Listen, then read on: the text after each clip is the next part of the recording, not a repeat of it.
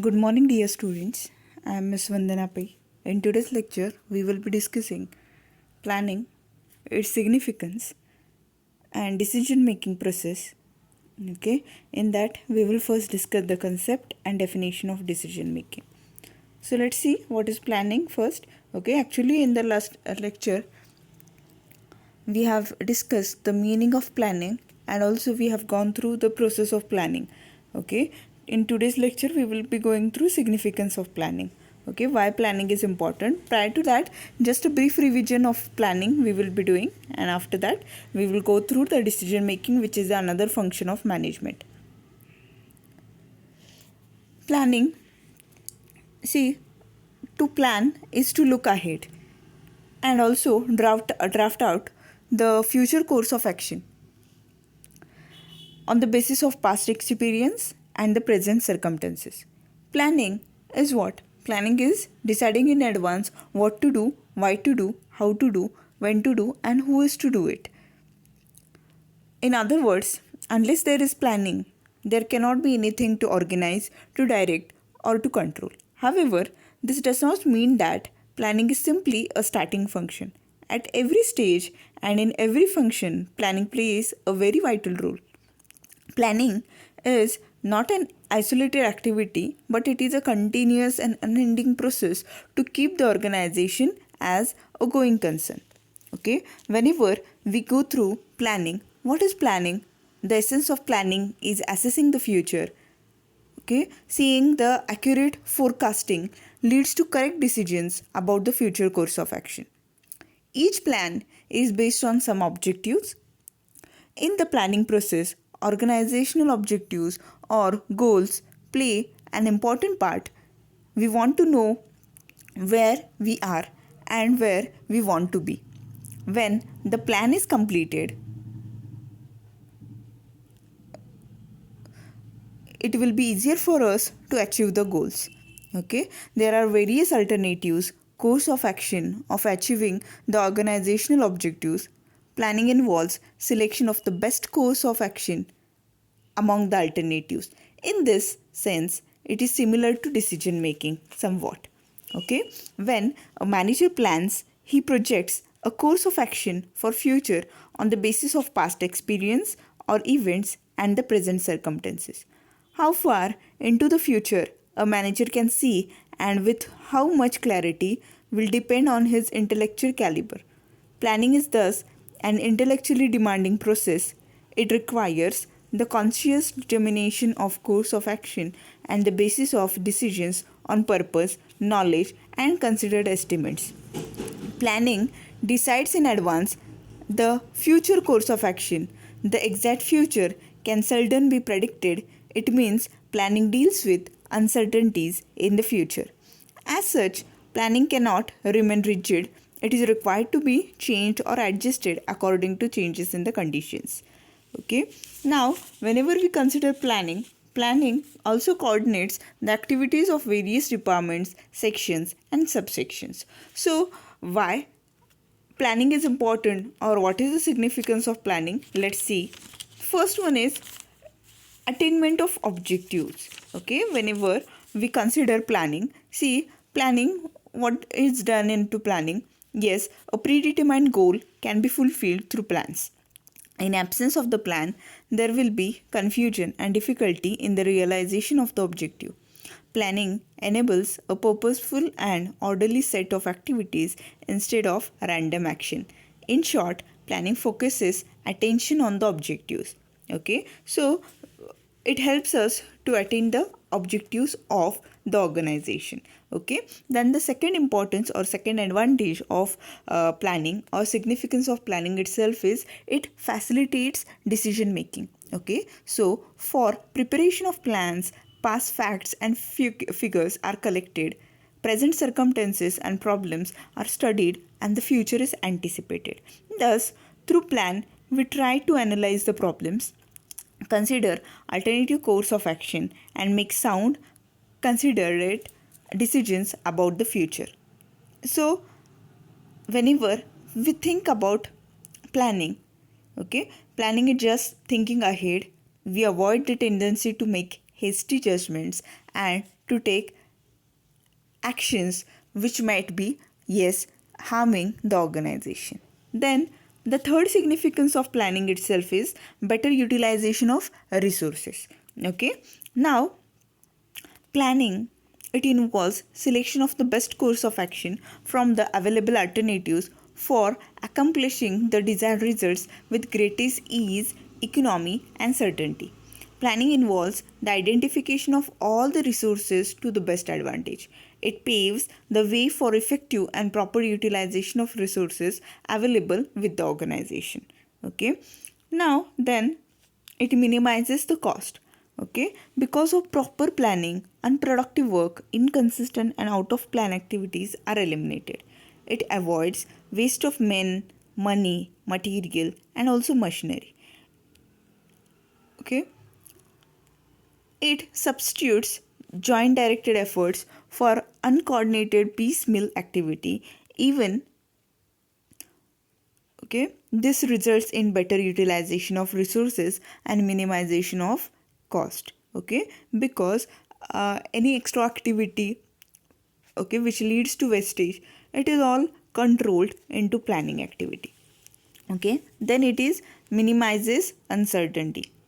Though the future is uncertain, changing or dynamic, planning brings a higher degree of certainty, rationality, and order. Planning enables a business manager to anticipate changes in technology, taste, fashions, etc. Sufficient provision is made in the plans to offset these uncertainties. Okay, effective planning can minimize the dangers of misunderstanding that result from lack of information and confusion. Okay, planning also facilitates control.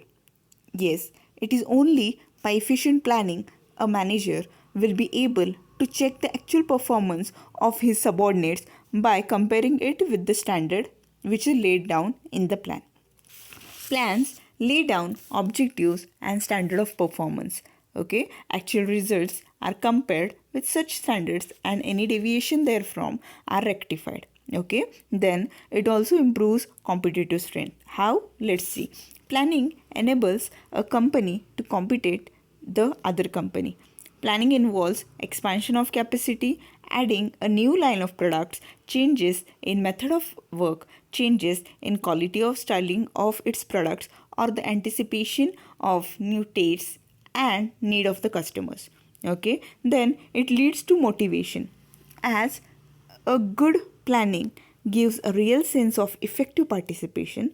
It also improves morale of employees. Okay, workers know clearly what is expected from them. Okay, so the workers, okay, as they do have self control, okay, through planning, okay, they are easily directed or they themselves will be self motivated towards the goals of the organization. Okay, then it also encourages innovation and creativity. How? Let's see. A good planning process will provide avenues for individual participation. It will throw up more ideas about the company and its environment. Okay, it will also encourage an atmosphere where, okay, new ideas will be, yes, new ideas they will come in the minds of the manager, and always the managers will be having forward looking attitude which is created among them. Okay, due to this, yes, surely the organization will be benefited. Then better coordination. Planning ensures unity of direction. Okay, all activities are directed towards the common goal. It makes integrated and coordinated efforts possible for the organization. Okay, with this, planning leads to budgeting. Yes, and budgeting leads to budgetary control. Also, planning is the essence of all management activities. Once planning is done well, yes, other activities as well as the other functions, they will be automatically carried forward. Okay, with this, yes, we do conclude the significance of planning. Then let's see the another function of management which is very important, like the planning function, that is decision making function. Okay, let's see what is decision making, what is the concept of decision making. then we will go through definition of decision making, and then we will also see the process of decision making. Okay, so what is decision making? Yes, see, a manager by his profession, he is required to finalize many of the decisions of the organization.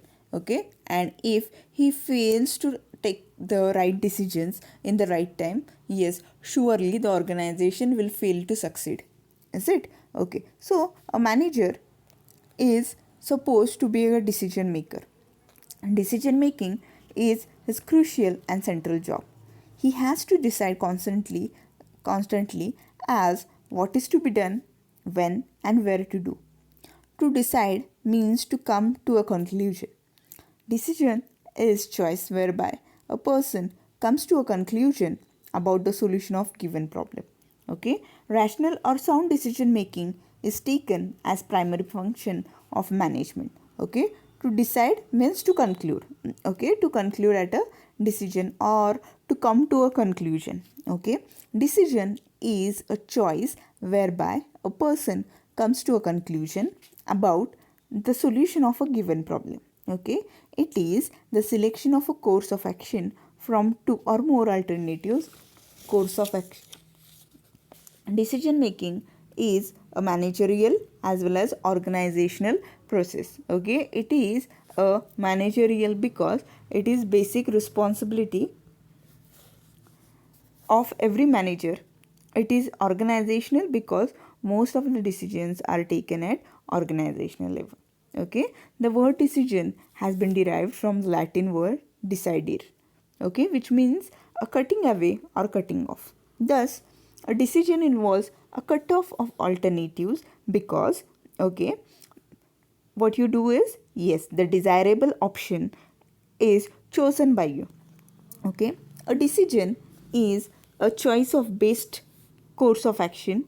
Decision making is an act of choice which an individual or organization selects from several alternatives. Okay, a decision is an action chosen from various possible courses of action. Okay, decision making is a rational and intelligent process. It is a process to arrive at a decision, the process by which an individual or organization chooses one action. Okay, so decision making process is a continuous and indispensable component of managing any organization or business activities. Decisions are made to sustain the activities of all business activities and organizational functioning. Okay, so let's see the definition of decision making. According to Oxford Advanced Learner Dictionary, the term decision making means the process of deciding about something important, especially in a group of people or in an organization. Okay, Trivartha and Newport defines decision making process as follows. Decision making involves the selection of a course of action from among two or more possible alternatives in order to arrive at a solution for a given problem. Okay, then another thinker, Felix M. Lopez, how he defines decision making. Let's see. A decision represents a judgment, a final resolution of a conflict of needs, means, or goals, and a commitment to action made in face of uncertainty, complexity, and even irrationality. Okay, Fremont Schull, how they define decision making? Yes, decision making is a conscious human process involving both individual and social phenomena based upon factual and value premises which conclude with a choice of one behavioral activity from among one or more alternatives with the intention of moving towards some desired state of affairs. Okay, whenever we conclude this decision making, or based on the meaning and definition of decision making, what is the gist of all this definition? Let's see. Okay, so decision making is an act of applying one's mind regarding the best course of action. In decision making, three aspects of human behavior are involved. Which are the three aspects? First one is activities of mind based on one's knowledge, action of the mind implied by a person's behavior, aspect of mind associated with one's emotions, feelings, and temperaments. Okay, on the basis of above concept, okay, we can, okay, feature some of the characteristics of decision making. Okay, so what is decision making? Yes, decision making implies selection of best alternative. Okay, then decision making is based on premise that there are at least two or more alternatives and you are required, yes, to finalize one of the alternative, is it? Then it is a process of intelligent, yes, it is a process of intelligence, or it is an intelligent process. Okay, because a manager has to think seriously and then choose the most appropriate way of doing a thing. Okay, then once a decision is taken, it becomes binding on the manager. He is committed to implement the decision. Okay, then like any another management process, decision making is also goal oriented or directed towards the goal. Okay, then a manager wants to achieve some result through decision making. Okay, then it is means to an end and not an end. It is a device to achieve some results. Now let's see the process of decision making. See, um, some of the steps they are involved into decision making process. Okay, every manager has to make decisions, right?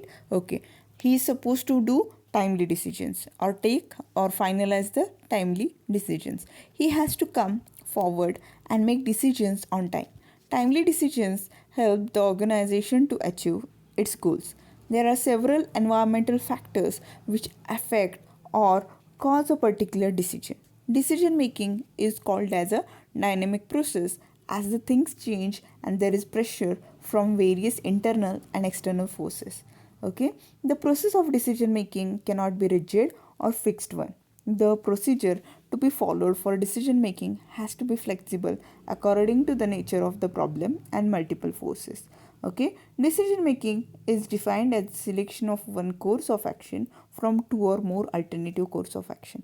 Whatever manager does, he does it through decision making. So the management is basically a decision making process. This process can be defined as a series of sequential steps to be undertaken to solve the problem under consideration. The process of decision making has the following steps to be followed. Okay, what are the steps? First one is, yes, setting specific objective. Second, identification of problem. Third, searching for the alternative. Fourth, to evaluate alternatives. Okay, fifth, selection or choice of alternative. Sixth, action or execution of the decision. And the seventh one is results and follow up. Okay, first one, setting of specific objective. Yes, there must be some specific objective for a decision. A decision is required to attain some objective. Every business activity has some objectives or goals. Okay, the starting point in the process of decision making is determining the need for a decision. Okay, means why you are taking the decision. Okay, you should be clear with this. Such objective setting is an outcome of earlier decision. The manager should be clear about the result derived from a decision. The gap between where we are and where we want to go will throw light on the results desired. Such knowledge will sharpen our objective of the result desired. Okay, it also becomes necessary to identify the obstacles that must be overcome to reach the desired objective. Okay, then it is identification of problem. Yes, as such, the first step in the decision making process is to find the real problem and define it. Identification of the problem is the real beginning of this process. A manager tries to solve a problem, but before that, he should feel that problem. It is a gap between what's happening at present and what is desired. It is just like diagnosis of a patient by the doctor. Okay, when he examines a patient, he gets an idea as to what is his actual position of health and how it is different from normal health. Okay, if objective is set specifically, it provides a manager a clue in identifying the problem. Okay, whenever we consider a problem, it can be identified very clearly after the manager makes a diagnosis and its analysis. Okay, then third step. Okay, after he sets the specific objective, after he identifies the problem, yes, what he is supposed to do? Yes, he is supposed to search for alternatives. Okay, after a detailed diagnosis and analysis is done by the manager, yes, he gets to know the nature of the problem. Okay, then the manager makes a search for possible solutions. There can be several ways of solving a problem, but all the alternatives may not be equally good or satisfying. So the manager has to try to search from the various alternatives available with a view to find the most satisfactory solution. The search for various alternatives helps in selecting the most appropriate alternative, yet it may not be possible to consider all alternatives because of the lack of information and limitations of the manager. For example, if the funds are limited, company cannot consider projects requiring high investment.